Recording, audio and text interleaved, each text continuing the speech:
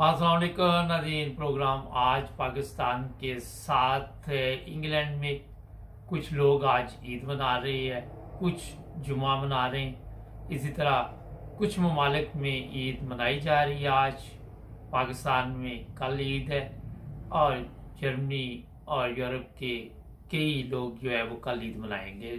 जो लोग आज ईद मना रहे हैं हमारी टीम की तरफ से उन सबको बहुत बहुत ईद मुबारक हो।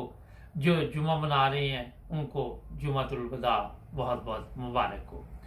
आज हम बताएंगे आपको कि सुप्रीम कोर्ट ने एक बिल था जिसमें जो चीफ जस्टिस थे उनके इख्तियारात को कम किया गया था, वो रोक दिया था, मगर कौमी असम्बली ने उसकी मंजूरी दे दी और बाकायदा तौर पर यह बताया जा रहा है कि ये कानून बन चुका है। सदर पाकिस्तान ने भी उस पर कुछ ऑब्जेक्शन लगाए थे कि ये इस वक्त सुप्रीम कोर्ट में कार्रवाई चल रही है तो ये बिल रद्द किया जाता है।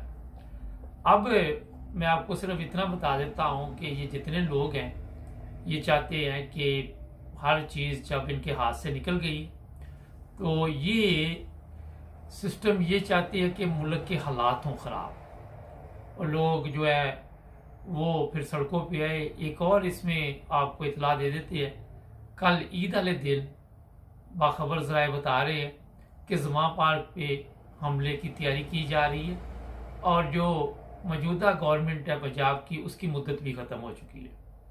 कोई वहाँ पूछने वाला नहीं।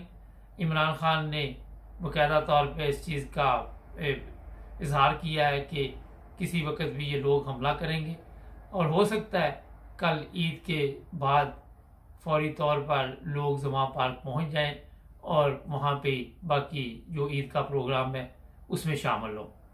क्योंकि अब ये मैं बता देता हूँ आपको कि पीपल्स पार्टी कुछ कह रही है, फजल रहमान कुछ कह रहा है, मरियम कुछ कह रही, नून लीग के कई रहनुमा कुछ कह रहे और पूरा सिस्टम जो इनका चोरों के टोले का है वो फेल हो चुका है और कोई इनकी बात मानने के लिए तैयार नहीं। चीफ ऑफ आर्मी स्टाफ अलहदा चीफ जस्टिस के ऊपर प्रेशर डाल रहे हैं अपने जर्नैलों के ज़रिए।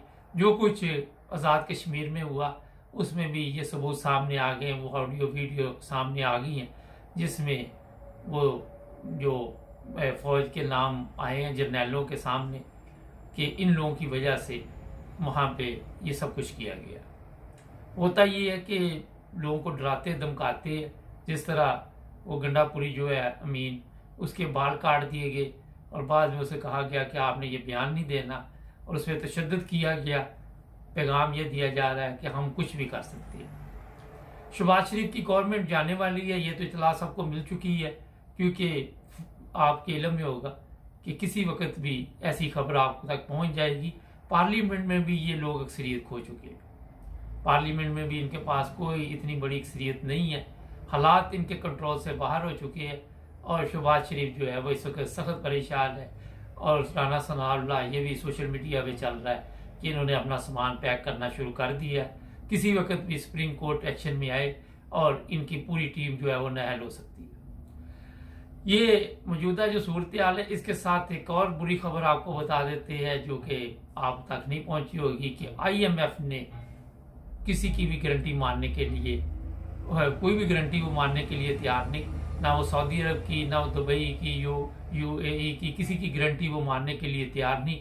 उन्होंने पाकिस्तान के हालात देखते हुए एक, जिसको पंजाबी में अब बताऊंगा, फोटी कोड़ी भी देने के हक में वो नहीं है और वो कहते हैं जी ये चोरों के टोले के ऊपर हमें इत्मीनान नहीं है। ये मौजूदा जो सूरत हाल पाकिस्तान की ये बता रही है कि ईद बड़ी मुश्किल से वहाँ होगी। हो सकता है ईद वाले दिन या ईद से नेक्स्ट किसी वक्त भी पाकिस्तान में हालात ख़राब हो जाएं और अगर इन्होंने इमरान खान को गिरफ्तार करने की कोशिश की, क्योंकि आखिरी पता इनके पास यही है कि लोग सड़कों पे आए, हालात ख़राब हों और इनके पास कोई चीज़ अब बाकी नहीं बची। सुप्रीम कोर्ट इस चीज़ की जो इन्होंने आज कानून पास करके तो कह दिया जी पार्लियामेंट ने पास किया है, वो राजा रेंटल पावर वहाँ बैठा हुआ है, ये सब ने, हो सकता है सुप्रीम कोर्ट इस पर भी कोई एक्शन ले और फौरी तौर पर कोई ऐसा नोटिस जारी करे जिसकी वजह से ये लोग नाअहल हो जाएं या कोई इस मुसीबत में पड़ जाए कि इनकी गवर्नमेंट चली जाए। कई चीज़ें इस वक्त चल रही हैं मैंने आपको सिर्फ मुख्तसर बताया। ईद जहाँ जहाँ है वहाँ पे अपने आसपास गरीब लोगों को भी याद रखें, उन्हें भी ईद की खुशियों में शामिल करें, हमारे साथ जुड़े रहे ताकि आपको ताज़ा सूरत हाल बताते रहे। आजकल ईद की वजह से हमारी नशरियात मुख्तसर होंगी, मगर जो भी ब्रेकिंग न्यूज़ होगी या फौरी तौर पर जो हमें महसूस होगा कि आपको इतला देनी है वो दी जाएगी। जुड़े रहे हमारे साथ, सब्सक्राइब करना मत भूलें।